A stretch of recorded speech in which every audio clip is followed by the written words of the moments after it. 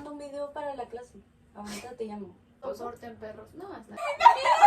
No es cierto, no es cierto. Eso no es de huevo. No. Yo creo que esté como... Que no vaya Sí. Ajá, sí. ¡Coño! Hola a todos y bienvenidos a El ABC de Educar. El día de hoy estaremos abordando temas que vimos durante nuestro primer semestre de la licenciatura en educación primaria. Vamos a abarcar temas muy interesantes desde teorías de desarrollo hasta cómo aprendimos a leer, hablar o escribir. comenzamos en 3, 2, 1.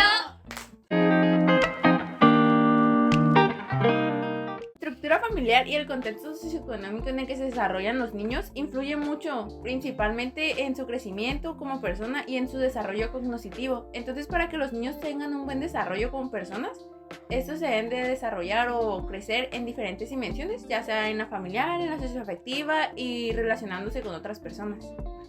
Sí, de hecho, me tocó en prácticas un niño que tenía problemas familiares, específicamente con su mamá. Y pues la maestra me comentó que tenía mucho rezago, el niño apenas sabía escribir su nombre, confundía muchas letras y números, pero la maestra decía que él se esforzaba mucho por trabajar, pero le faltaba el apoyo de sus padres en casa. Sí, el apoyo de los padres es muy importante y de hecho muchas veces los maestros no tienen esa cercanía con sus alumnos, entonces desconocen todo el contexto que vive el alumno día con día y por eso a veces asumen o que el niño es flojo o que no quiere trabajar. Se ve mucho en pandemia, ¿no? Como con el rezago que se vio cuando los niños volvieron a la escuela, que niños de cuarto o quinto grado ni siquiera sabían leer o escribir porque muchas veces no se podían conectar de clases o los papás no nos apoyaban. Sí, justamente eso de aprender a hablar, aprender a escribir o leer forma gran parte del proceso de alfabetización. Pero primero que nada, el tema que venimos a hablar el día de hoy es la alfabetización. Pero también sabemos que ocupamos conocer un poco de la literacidad, que no es un concepto, sino una forma de relacionarlo con contextos específicos, diferentes espacios donde se desarrollan cultural y socialmente los niños.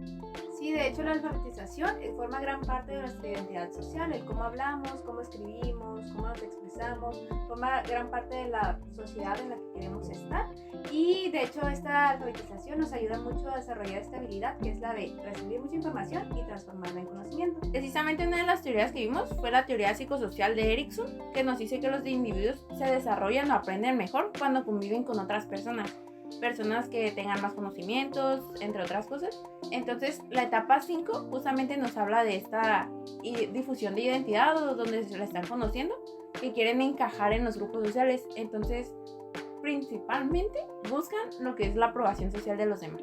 Como los niños cuando pasan de que sexto de primaria y empiezan a escribir de que hola sin H en redes sociales o la Q, no escriben la Q para ver si se ve que un niño es cool.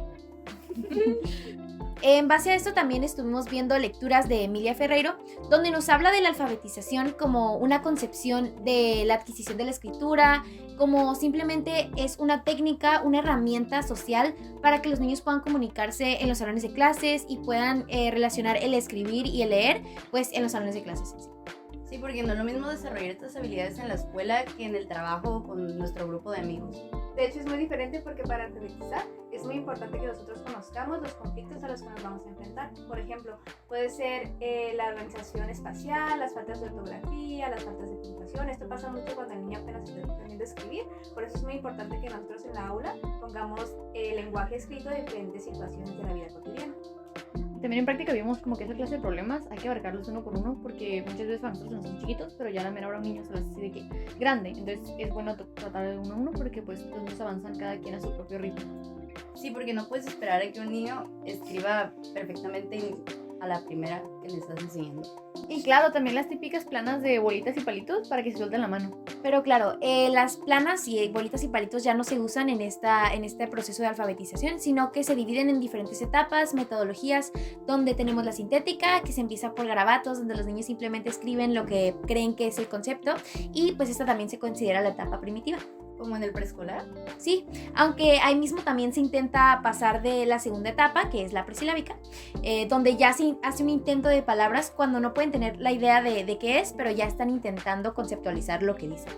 Por ejemplo, los trabajos que hacíamos con los crayones, ¿no? Remarcando las letras y así. Exactamente, y cuando se domina eso se pasa a la etapa silábica, que es cuando el niño ya empieza a conocer las letras. Casi siempre son las vocales, que son las primeras letras que se aprenden, y ya que domina eso pasa a la etapa silábica alfabética, que es donde ya el niño escribe palabras normalmente de 2 sílabas, pero aún se sigue saltando algunas letritas. Nosotros vimos esto mismo en primero de primaria cuando hicimos observaciones, ya que muchos niños ya tenían bastante avanzado como su aprendizaje y ya te podían escribir su nombre completo. O sea, un niño que decía, profe, yo me sé todas las letras y decían completo. Ah, pues claro, esto da paso a la etapa alfabética, donde ya forman palabras completas, aunque con posibles faltas de ortografía, como pues nos puede pasar a muchos.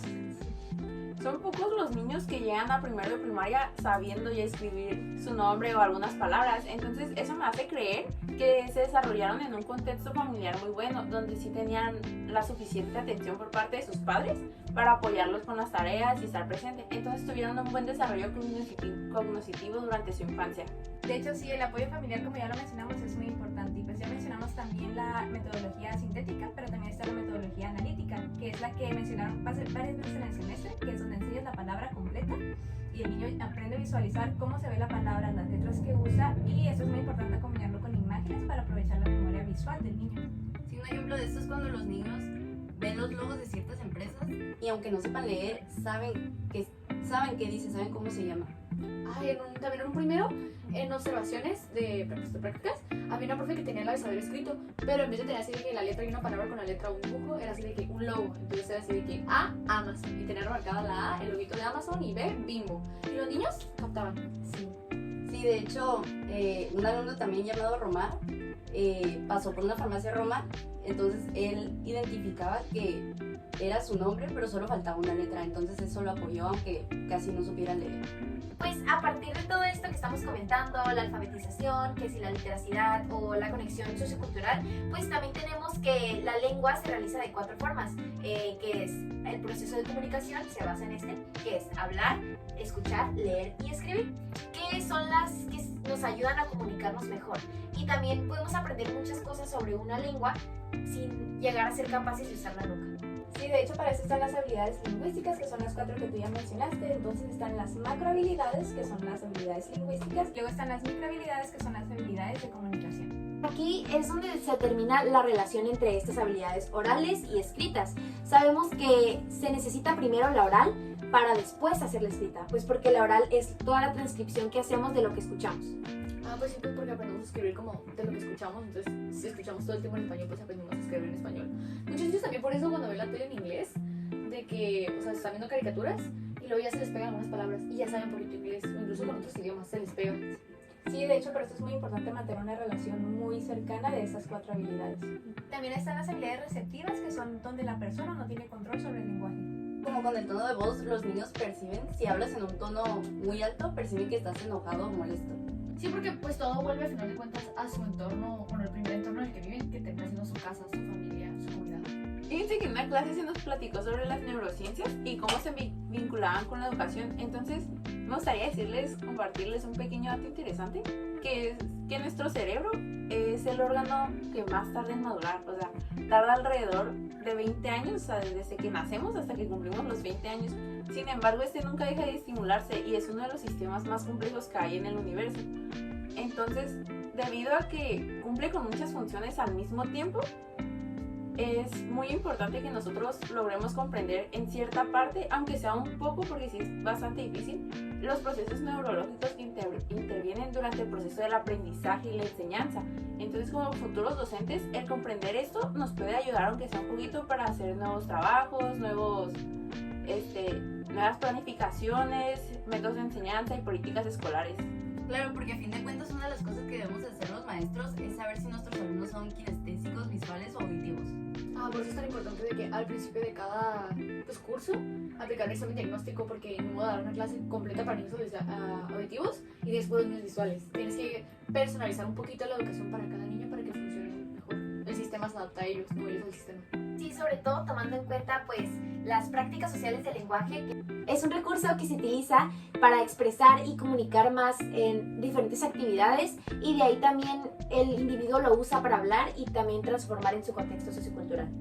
Sí, de hecho todas estas cosas las realizamos día con día, ya sea buscar un significado de una palabra en internet, compartir un libro, que también no me dejará mentir, o también puede ser, no sé, expresar nuestra opinión. Y también estas cosas de hecho se utilizan mucho a la hora de planear las actividades dentro de las escuelas.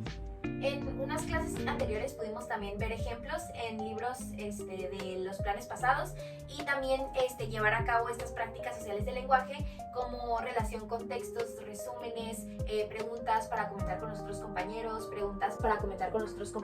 preguntas bases, simplemente pues compartir opiniones con otros compañeros en el aula y también pues esta relación que tiene con la literacidad pues con diferentes contextos socioculturales que también ayudan y se benefician. Pues como una de mis cosas favoritas de los libros de texto era donde los niños intercambiaban cartas entre ellos en el salón. Qué lindo. Sí, de hecho por eso la investigación sociocultural nos ha ayudado mucho a entender que la literacidad no es solo una habilidad mental, sino una habilidad social, donde nosotros podemos compartir muchas de nuestras actividades con los demás. Muchos maestros toman en cuenta los intereses de los alumnos para que ellos presten atención o estén enfocados en los trabajos. Como la profe que tenía decorado de Harry Potter los horarios, o la profe que hizo la actividad de Among Us. Era una actividad bien simple, pero lo que hizo los Among Us para que los niños se interesaran. Precisamente en la teoría sociocultural de Lev Vygotsky nos mencionaba que los niños no aprendían más al estar con otras personas, al relacionarse, al compartir con personas que ya sepan, que ya tengan más conocimientos que ellos. Como por ejemplo convivir mucho con adultos, podemos observar que los niños tienden a tomar actitudes de adultos. Entonces esta teoría también se llama como zona de desarrollo proximal, la cual se entiende, mejor dicho, como una brecha entre lo que los niños ya saben y lo que los niños pueden hacer, pero que todavía no hacen. Claro, porque la teoría y la relación sociocultural ya no es suficiente para abarcar la perspectiva crítica que tienen que tener los niños, pues tenemos el crecimiento de poblaciones marginadas, donde el conocimiento y la educación es escasa y ya no hay tantos recursos para abarcar esta exposición a cultura y de hecho simplemente tomar decisiones en sus futuros. Muchas comunidades rurales de hecho no tienen acceso a la educación como nosotros la conocemos, porque en sí no tienen un espacio designado para la escuela, o si sí no tiene de que los mesabancos o siquiera un pizarrón. Y la mayoría de los salones son multigrado, entonces al final de cuentas no cuentan con un espacio digno de estudio y eso afecta en su desarrollo. Claro, volvemos a lo mismo, su entorno en los primeros años de vida definen mucho en cómo serán en un futuro. Y de hecho entorpece el proceso de alfabetización que llevan los niños. Durante la clase de teorías del desarrollo pudimos observar muchas teorías. Estas se explican desde la infancia hasta la vejez y por lo general suelen clasificarse en varias etapas. Se dividen en psicoanalíticas y en cognoscitivas. En las psicoanalíticas, la teoría más famosa, o de las teorías más famosas, es la teoría psicosexual de Sigmund Freud y la teoría psicosocial de Erikson, la cual personalmente es de mis favoritas porque siento que las personas se suelen interesar más o relacionar más, se identifican más, esa es la palabra, con estas teorías. Creo que es en la etapa 3 que los niños cuando aprenden de que culpa o vergüenza o algo así. Sí. Por ejemplo, cuando un niño lo regañan en un trabajo o simplemente hace una pregunta por mera curiosidad, el niño aprende como a tener cierta clase de culpabilidad por su curiosidad. Y creo que lo peor es cuando su autoestima deriva completamente de su educación, que empiezan a tener como esta conexión de mi valor como persona es la calificación que yo saco. Entonces empiezan a sentir mal y sacan peores calificaciones y mal se sienten y sacan peores calificaciones. Es un ciclo de nunca acabar. De hecho es muy importante que los maestros tomen en cuenta esto y que estén al pendiente de sus alumnos para que ellos busquen la manera de apoyarlos y hacerlos sentir que la escuela es un lugar seguro. Bueno, y eso fue todo por el podcast del día de hoy. Síganos para la siguiente emisión de El ABC de Educar.